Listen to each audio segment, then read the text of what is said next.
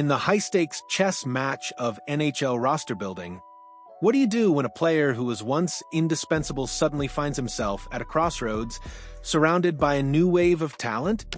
It's a question that can spark heated debates among fans, ignite strategic discussions in front offices, and ultimately define the trajectory of a franchise. For the Montreal Canadiens, this complex query now revolves around veteran defenseman Mike Matheson, a player whose value has shifted dramatically amidst a burgeoning blue line revolution. Just a season ago, Matheson was the undisputed workhorse on the Canadiens' back end, logging heavy minutes and delivering a career-best offensive performance. He was the sturdy pillar, the reliable veteran presence in a young, developing lineup. Yet, as the calendar inches closer to the puck drop of a new season, and with the recent blockbuster acquisition of Noah Dobson, the landscape has irrevocably changed. The question isn't whether Matheson is a good player, his 60-plus points last season speak volumes, but rather, where does he fit? And more critically, what is his true value to the Montreal Canadiens now, as they navigate a thrilling, yet precarious path towards contention? Mike Matheson arrived in Montreal in 2022, part of a trade that sent Jeff Petry and Ryan Poehling to Pittsburgh. From the moment he donned the Habs' iconic jersey, he embraced a role of immense responsibility. He was tasked with eating up significant minutes, often playing well over 25 minutes a night, a workload typically reserved for elite, top-pairing defensemen. In a rebuilding phase, with a roster still finding its identity, Matheson stepped up. He became a fixture on the power play, a key puck mover, and a player who, despite the team's struggles, consistently put up points. The 2023-24 season was a testament to his offensive capabilities as he shattered personal bests, showcasing a dynamic, aggressive style that could ignite plays from the back end. He was in many ways the engine of the Canadiens' defense, driving play and providing a much-needed veteran presence. However, such a heavy burden often comes with its own set of challenges. While Matheson's offensive output was undeniable, his extensive ice time, born out of necessity rather than optimal deployment, frequently exposed him to high-leverage situations where mistakes were magnified. He became, at times, a lightning rod for criticism among a passionate fanbase, a whipping boy for defensive lapses that were often a byproduct of being overused. The reality was, the Canadiens needed him to do too much, and while he largely delivered, the cracks in the foundation of an overextended player occasionally showed. This isn't a knock on Matheson's skill or effort, but rather a reflection of the team's circumstances. He was asked to be a number one defenseman on a team that didn't have one, and he performed admirably, but not without consequence. Now, the ice is shifting beneath Matheson's skates. The once bare defensive cupboard in Montreal is overflowing with burgeoning talent, creating a fascinating, albeit challenging, new dynamic. The arrival of Lane Hutson last season, a wizard with the puck and a power play quarterback in the making, signaled the beginning of this transformation. Then came the significant off-season additions of Noah Dobson, a bona fide top-pairing defenseman with offensive flair and defensive reliability, and Alexander Carrier, a steady, experienced presence.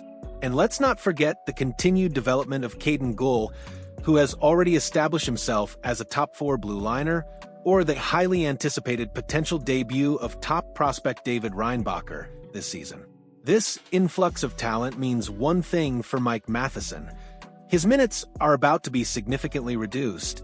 The days of logging 25 minutes a night are likely behind him.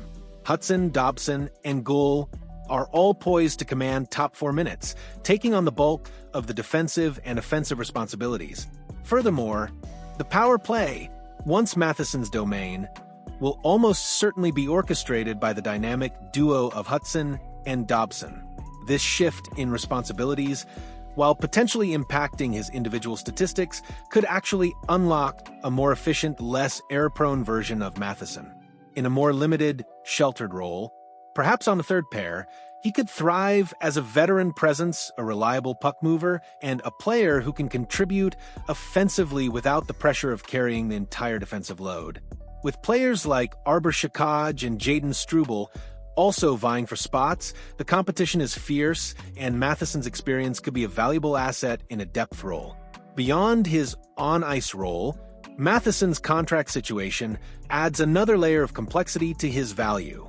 He is heading into the final year of a deal that sees him earning just under $5 million annually. For a player of his caliber, especially one who just had a career year, this is a reasonable cap hit. However, the NHL's salary cap is rising significantly, and defensemen, particularly those who can move the puck and contribute offensively, are a premium commodity on the open market. If Matheson were to hit free agency next July, he could realistically command a substantial raise, potentially in the range of $5 to $7 million annually on a multi-year deal. This presents a significant dilemma for the Canadiens' general manager, Kent Hughes. Montreal just committed a massive $9.5 million per year to Noah Dobson, solidifying a cornerstone of their future defense. Looking ahead to next offseason, they will also need to extend Lane Hutson, who is expected to command a similar, if not higher, contract. With these two significant financial commitments on the books, the chances of the Canadiens extending Mike Matheson, especially if he's projected to be on the third defensive pair, appear slim. While he offers value, the team's long-term financial strategy and the emergence of younger, cheaper talent make a new, big-money contract for Matheson in Montreal highly improbable. It's a harsh reality of the business side of hockey. Sometimes, a player's value to the team doesn't align with their market value, especially when a franchise is building for sustained success. So, if an extension is unlikely, what about the trade market? Despite a slight dip in his perceived value last season due to the aforementioned overutilization, Matheson could still hold significant appeal for other NHL teams. His offensive production, skating ability, and veteran experience make him an attractive asset, particularly for a team looking to bolster its back end or add a dynamic puck mover. If the Canadiens were to dangle Matheson in a trade, the primary objective would be to address another area of need: their offense. Packaging Matheson with picks and/or prospects could be the key to acquiring a much-needed middle six forward, ideally a center, to provide more scoring punch and depth up front. Trade rumors have swirled around Matheson throughout the offseason, and for good reason. The emergence of Montreal's young defensive core has made him, in a strategic sense, somewhat expendable, at least in a top-four role. Teams are always looking for reliable defensemen, and Matheson, even in a reduced capacity, offers a proven track record. However, as the summer winds down, the likelihood of a trade materializing at this juncture seems to be diminishing. While the idea of flipping a veteran defenseman for offensive help is tantalizing, the timing and the right offer are crucial. Ultimately, despite the persistent trade whispers and the shifting dynamics of the Canadiens' blue line, the most probable outcome is that Mike Matheson will finish the final year of his contract in Montreal. General Manager Kent Hughes has shown a clear reluctance to subtract from his roster, particularly if the team is in playoff contention, a sentiment echoed by his actions at last season's trade deadline. While a trade might have made more sense earlier in the offseason, with training camps on the horizon, it becomes increasingly difficult to integrate a new player and disrupt team chemistry. Matheson's presence, even in a more limited role, provides valuable depth, experience, and a safety net for the younger defensemen. He can still contribute, mentor, and provide insurance against injuries. He is a professional who will undoubtedly embrace whatever role he is given, and his offensive instincts remain a weapon. The story of Mike Matheson in Montreal is a fascinating case study in the evolution of an NHL roster. From indispensable workhorse to a veteran presence navigating a new landscape of talent, his journey reflects the exciting, yet challenging path the Canadiens are on. His value isn't simply measured in points or minutes anymore, but in the strategic flexibility he offers, the potential trade return he could command, and the veteran leadership he provides to a team on the cusp of something special. It's a complex equation with no easy answers, but one that will undoubtedly shape the Canadiens' immediate future. What's your take on Mike Matheson's role this season and beyond? Do you see him as a valuable veteran depth piece, or do you think the Canadiens should still explore trade options? Let us know your thoughts in the comments below.